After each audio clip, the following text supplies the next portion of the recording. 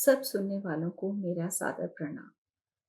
आज मैं आपके सामने लेखिका मालती जोशी द्वारा लिखित कहानी एक क्रांति सीमित से प्रस्तुत कर रही हूँ। आशा है आपको कहानी पसंद आएगी। दीदी, चाय ले लो। नीलम ने चाय का कप स्टूल पर रखते हुए कहा और गर्दन के नीचे हाथ देकर वह उसे उठाने का प्रयास करने लगी। तभी अम्मा भीतर से दौड़ती हुई आई। अरे अरे, ये क्या कर रही है लड़की?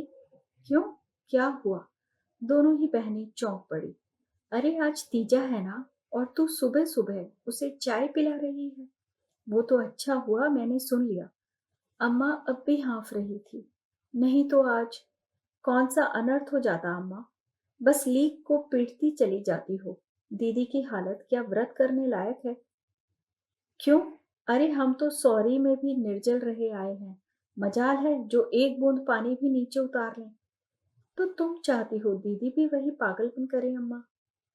अम्मा ठीक कहती है नीलू। शीतल ने थकी सी आवाज में कहा। व्रत तो करना ही पड़ता है। अच्छा हुआ जो समय से याद आ गया। अच्छा, अब पीछे से तकिया तो हटा ले जरा, मैं लेट जाऊं। नीलम ने चुपचाप सहारा देकर उसे वापस लिटा दिया। पर शीतल ने स्पष्ट अनुभव किया कि उस स्पर्श में पहले का सा स्नेह का ताप नहीं था। वह केवल कर्तव्य कर रही थी। नीलम से उसे बहुत डर लगता है। बहुत जल्दी नाराज हो जाती है वह। और इस समय नीलम तो क्या, किसी को भी नाराज नहीं कर सकती। पग पग पर दूसरों का मुंह जोहना पड़ता है। उसने एक सांस ली और चुप हो रही। बसंती उसी समय झाड़ू लेकर कमरे में घुसी थी। चलो जीजी बाई, पंखा बंद करो और पैर ऊपर उठाओ। तूफान मेल की तरह आती है मरी। कोई बीच में बैठा हो तो उसे भी कूड़े के साथ उठाकर फेंक देगी क्या? अम्मा ने गुस्से में कहा। क्या करूं अम्मा जी, पूरे 7 घरों का काम निपटाना होता है। जल्दी ना मचाऊं तो क्या करूं? अच्छा चल, 5 मिनट सुस्ताकर चाय पी ले। नीलम ने उसे शीतल का कप पकड़ाते हुए कहा और पूछा, तेरा व्रत तो नहीं है आज? काहे का? तीजा का? अरे, मैं नहीं करती। क्यों री, पहले तो खूब करती थी। शीतल ने पूछा। अब किसके लिए भूखी मरूं जीजी बाई? मतलब ये अपने खसम को छोड़े बैठी है। अब ये व्रत क्यों करेगी? खसम शब्द से जाहिर था कि अम्मा खूब खूब नाराज हैं बसंती से। तो का करे अम्मा जी, रात दिन की मार कुटाई सही। सुबह से शाम तक लोगों के झूठे बर्तन घिसे, 4 पैसे कमाकर इनके पेट में झोंके, ऊपर से इनकी धौंस सहे। ये अपने से नहीं होता अम्मा जी। अरे, कम से कम अपने पीने लायक तो कमावे। अब कमाता है कि नहीं? तो क्या सचमुच ही छोड़ दिया? और क्या, मैं तो जीजी बाई एक दिन तन के खड़ी हो गई। कह दिया कि मारने पे आ जाऊं तो बत्ते सी बाहर निकाल कर रख दूं। मेरे भी मेहनत मजदूरी वाले हाथ हैं। फिर बीवी से पिटने के बाद बाहर मुंह नहीं दिखा सकोगे। याद रखना, ठीक से रहना है तो रहो, नहीं तो फूटो। बच्चे मैं ऐसे भी पाल रही हूँ, बाद में भी पाल लूंगी। वाह क्या बात है, नीलम ने दाद दी। वाह क्या बात है, अम्मा ने मुंह चिढ़ाया। बहुत बहादुरी का काम किया है ना, जो तुम वाहवाही दे रही हो। दोनों बहनों ने एक दूसरे की तरफ देखा और अपनी नजरें झुका ली। बसंती ने जो कर दिखाया, अम्मा क्या कभी उसकी कल्पना कर सकती हैं? बेचारी जिंदगी भर कितनी जिल्लत, कितना अपमान सहती रही। अम्मा ने ना कभी ढंग का ओढ़ा ना पहना, बस खटती रही और बच्चे जनती रही। लड़कियां पैदा करने के लिए सास के, पति के ताने सहती रही। उन्हें गर्व भी है तो इस बात का कि सब कुछ उन्होंने चुपचाप सह लिया, किसी के सामने कभी मुंह नहीं खोला। दीदी, हम आपकी ये बास्केट खाली कर लें? काजल ने पूछा। संभाल कर करना भाई, मेरी सारी दवाइयां इसी में हैं। बास्केट की क्या जरूरत पड़ गई? शीतल ने पूछा। फूल पत्ती लेने जाना है, कुमकुम बोली। अम्मा कहती है तीजा में जितनी तरह के फूल और पत्तियां चढ़ाएंगे उतना ज्यादा पुण्य मिलेगा। अच्छा दीदी, ये व्रत क्यों किए जाते हैं? कुमकुम ने पूछा। पति की मंगल कामना के लिए।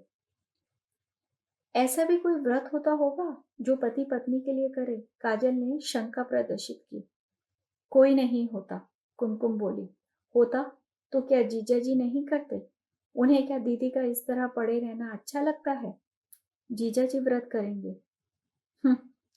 शीतल ने देखा नीलम के चेहरे से ही नहीं, स्वर से भी जैसे घृणा टपक रही थी। इस लड़की को वह कभी समझ नहीं पाती। वह हमेशा एक आक्रामक मुद्रा में रहेगी, पापा की तरह। शीतल बेचारी अपनी माँ की तरह गऊ है। दोनों बहनों की प्रकृति में इतना अंतर है कि उसे खुद कभी कभी आश्चर्य होने लगता है। अरे, तुम लोग अभी यहीं हो? जाओ, नहीं तो बाकी सब ढूंढ कर ले जाएंगी। तुम्हारे हाथ कुछ नहीं आएगा। अम्मा ने भीतर से लताड़ दी तो काजल कुमकुम झट से चप्पलें डालकर फुर्र हो गई। शीतल दोनों को देखती रह गई। क्या उम्र होगी दोनों की? बस 13 और 15। बीच वाली कोमल जीवित होती तो 17 की होती। अच्छा ही हुआ वह चली गई। एक बोझ तो कम हुआ। जो है उन्हें ही पार लगाना मुश्किल है। इन दोनों की शादी तक तो पापा रिटायर हो चुके होंगे। तब कैसे होगा? अभी तो नीलम बैठी है। एमए किए 2 साल हो गए, पर कहीं कोई जुगाड़ नहीं जमा। प्राइवेट स्कूल में नौकरी कर रही है, जहां वेतन कम और काम ज्यादा होता है। वह वेतन भी तो उसका कहाँ रह पाता है। सारा वेतन इस घर नामक महाराक्षस में खत्म हो जाता है। बेचारी मनपसंद एक साड़ी तक नहीं खरीद पाती। और अब महीने भर से शीतल भी यहाँ डेरा डाले हुए है। दवा दारू का ना सही, दूसरे खर्च तो होते हैं। दूध पीते हुए, खाना खाते हुए हर बार लगता है जैसे बहनों के मुंह का खाना छीन रही है। बड़ी ग्लानि होती है। कभी कभी लगता है नीलम इसलिए मुंह फुलाए रहती है। नीलू, उसने हौले से पुकारा। क्या है? नीलम ने कॉपियों पर झुके झुके ही उत्तर दिया। हमेशा ऐसा अन्न खाकर क्यों बोलती हो? जानती हूँ तुम सब पर भार हो गई हूँ। शीतल से आगे बोला नहीं गया। नीलम ने तपाक से कॉपी बंद की और उसके पास आकर बैठ गई। दीदी, बेबात का बतंगड़ क्यों बना रही हो? तुमसे किसी ने कुछ कहा? कहे बिना क्या मैं समझ नहीं पाती? तुम्हारा मुंह क्यों फूला है? क्या मैं जानती नहीं? नहीं जानती। दीदी, मेरा मुंह इसलिए फूला है कि तुम्हारे ये व्रत उपवास मुझसे सही नहीं जाते। संस्कार है रे, बचपन से घुट्टी में पड़े हुए हैं, इसलिए आसानी से छूटते नहीं। आज तो मुझे भाषण दे रही है, कल को तेरी शादी हो जाएगी तो यही सब करेगी। नहीं दीदी, कम से कम ऐसे व्यक्ति के लिए मैं अपना जी नहीं जलाऊंगी। क्या मतलब? दीदी, तुम्हारा एक्सीडेंट इतना सहज नहीं था जितना बताया गया। तुम होश में नहीं थी, इसलिए जीजा जी ने जो कहानी गढ़ ली, सबने उसे ही सच मान लिया, सिवाय मेरे। क्या कहानी थी? यही कि तुम मीठा तेल लेने जा रही थी, बरनी से तेल छलक गया और तुम फिसल गई। तो इसमें विश्वास न करने लायक क्या है? यही कि अगर तुम्हारे पास इतना तेल था कि ऊपर से नीचे तक सीढ़ियों पर फैलता चला गया, तो तुम इतनी तपती दोपहरी में तेल लाने क्यों गई थी? हो सकता है मैं तेल लेकर लौटते में फिसली हूं। यह भी गलत है दीदी, क्योंकि स्वीटी ने बताया था कि तुम उसे केरोसिन के ठेले के पास खड़ी करके कनस्त्री लाने ऊपर गई थी। उसकी बात पर किसी ने ध्यान नहीं दिया। पर मैं जानती हूँ, बच्चे कभी झूठ नहीं बोलते। शीतल चुप हो गई। और सुनना चाहोगी दीदी? तुम्हारे गिरने पर वहां इतना हंगामा हुआ, पर पड़ोस से कोई झांकने भी नहीं आया। तुम्हारी प्रिय सखी सविता भी नहीं, जो भाभी भाभी कहकर चिपटी रहती थी। पड़ोस में ताला था, मैंने सीढ़ियां चढ़ते हुए देखा था। जरूर होगा, क्योंकि सविता की चप्पलें तुम्हारे बेडरूम में थी। मैं जब तुम्हारे कपड़े लेने के लिए गई थी तभी देखा था। स्वीटी ही उन्हें लौटाने गई थी। तुम जानती हो, बच्चे चीजें पहचानने में कभी भूल नहीं करते। आखिर तुम क्या कहना चाहती हो? कुछ भी नहीं दीदी, कोई मुझे कुछ कहने ही कहाँ देता है। जब भी मुंह खोलना चाहा, डपट दी गई हूँ। पापा का तो खैर सवाल ही नहीं उठता। अम्मा से कहा तो उन्होंने भी डांट दिया कि चुप रहो, जो होना था सो हो गया।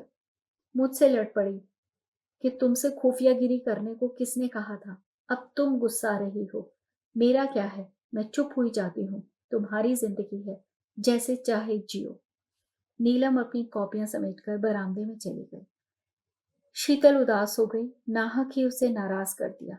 एक वही तो है जिससे वह थोड़ा हंस बोल लेती है, नहीं तो पड़े पड़े पागल हो जाती। पर वह भी तो एक ही जिद्दी लड़की है। जिस बात को वह भूलना चाहती है, उसे ही कुरेदना चाहती है। बार बार वह उससे पूछ चुकी है, पर हर बार शीतल यही दिखावा करती रही कि उसे ठीक से कुछ याद नहीं। पहले कुछ दिनों तक तो सचमुच सब कुछ गड़बड़ होता रहा, पर बाद में धीरे धीरे सब याद आता गया। दिन भर फुर्सत ही तो रहती है, बीती बातों को याद करने के सिवा और काम ही क्या है। उस दिन शायद इतवार ही था या फिर कोई त्योहार था, ठीक से याद नहीं, पर छुट्टी जरूर थी। शीतल ने सोचा था दिन में जाकर अम्मा लोगों से मिलाएगी, और दिन तो फुर्सत ही नहीं मिलती। सुबह शाम गृहस्थी और दिन भर नौकरी। एक ही शहर में रहते हुए महीनों हो जाते हैं, वह अपनों से मिल नहीं पाती। उसने अनिल को बहुत मनाया था कि साथ चले, पर वे राजी ही नहीं हुए। बोले, एक दिन तो छुट्टी का मिलता है, वह भी बर्बाद कर दूं, यह मुझसे नहीं होगा। वहां जाकर तुम्हारे पापा की बीमारियों की दास्तान, अम्मा का रोना बिसुरना और बहनों की बेसिर पैर की बातें सुनने से तो अच्छा है घर पर सो जाऊं। शीतल ने फिर अनुरोध नहीं किया। उसे तो सचमुच गुस्सा आ गया था। यह भी कोई बात हुई?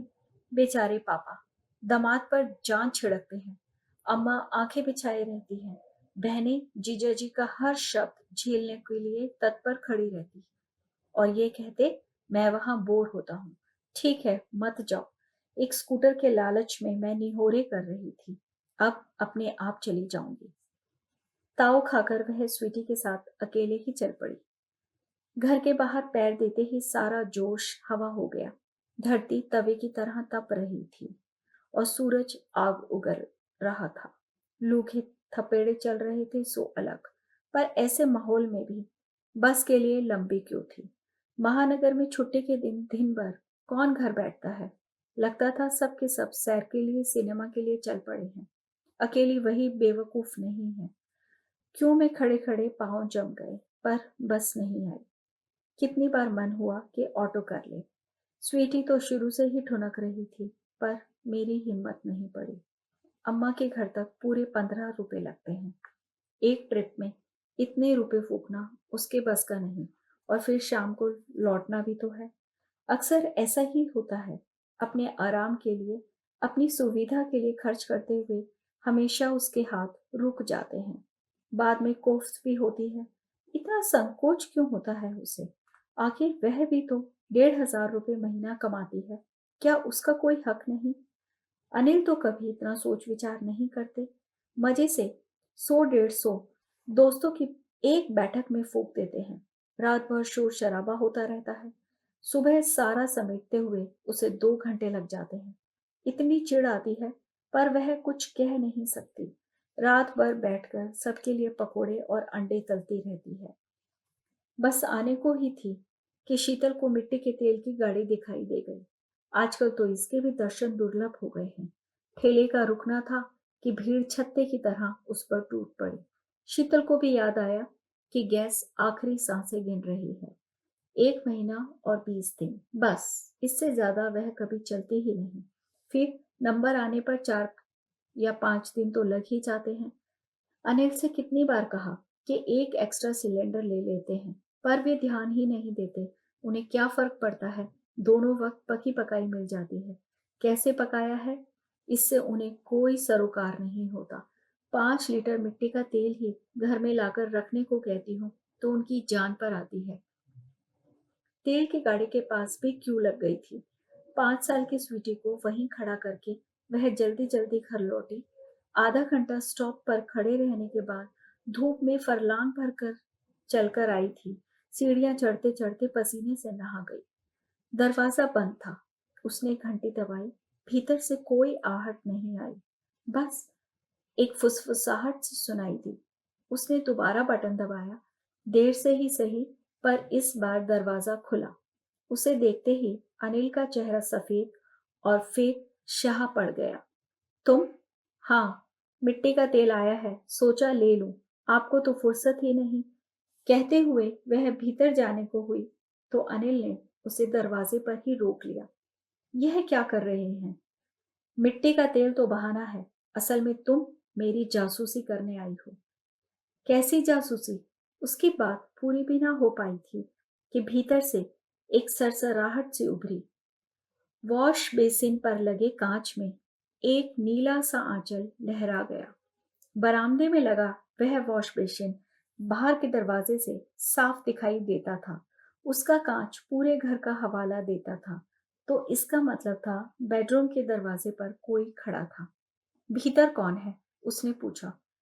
तुमसे मतलब? वह जबरन भीतर जाने को हुई और वे उसे बाहर ढकेलने लगे। वह कृत संकल्प थी, पर उनके सामने आखिर कब तक टिक पाती। इस धींगा मुश्ती में कब उसका पैर फिसला, पता ही नहीं चला। होश में आई तो वह अस्पताल में थी। माँ और बहनें उसे घेरे खड़ी थी। स्वीटी अपने नाना के पास दूर सहमी सी खड़ी थी। उसका अपना शरीर पट्टियों में जकड़ा हुआ और कसक रहा था। पता चला सिर में 4 टांके आए हैं, कूल्हे की हड्डी चटक गई है और दाहिनी कलाई मोच खा गई है।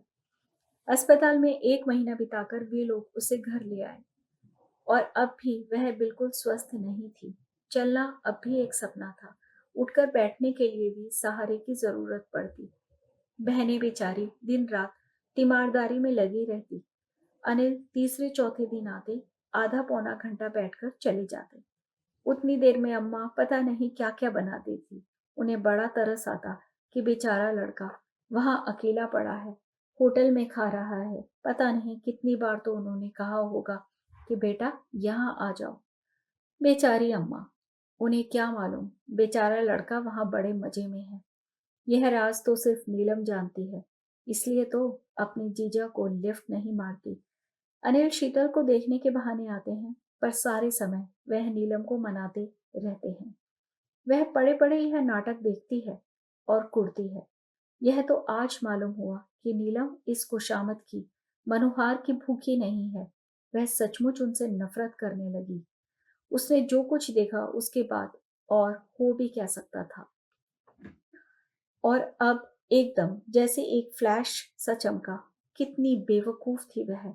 स्वीटी चपले पहचान गई और वह साड़ी ना पहचान पाई, जबकि दोनों ने साथ ही जाकर विमल की सेल से वे साड़ियां खरीदी थी।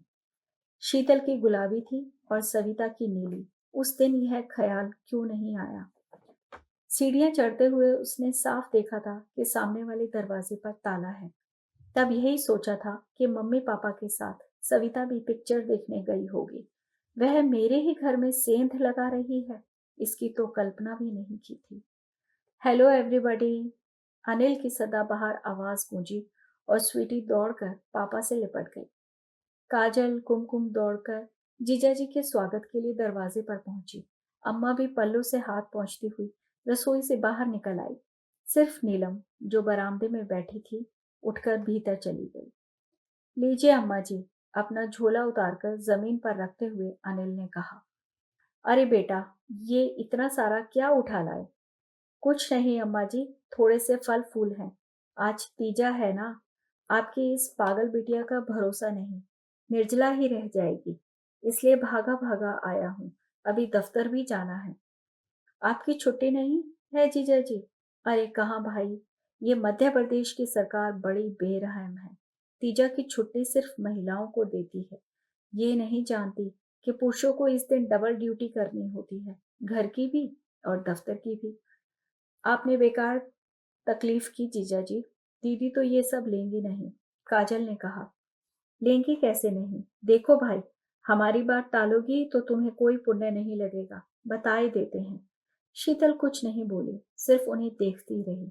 लगा कि इन 2 महीनों में उनका रंग काफी निखर आया है और चेहरे पर एक परितृप्ति छलक रही है। कहीं से नहीं लगता कि यह व्यक्ति पत्नी के विरह का मारा हुआ है। दीदी, जीजाजी की बात तो मान लो। पता है जीजाजी, आज सुबह से इन्होंने चाय भी नहीं पी, कुमकुम ने सूचना दी।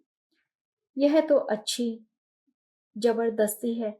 आप लोग व्रत पर व्रत किए जाएंगी और जन्म जन्मांतर तक हम पर लदी रहेंगी। अरे हमसे भी कुछ पूछो भाई, हमें भी तो चॉइस का मौका दो। और लड़कियां खिलखिलाकर हंस पड़ी।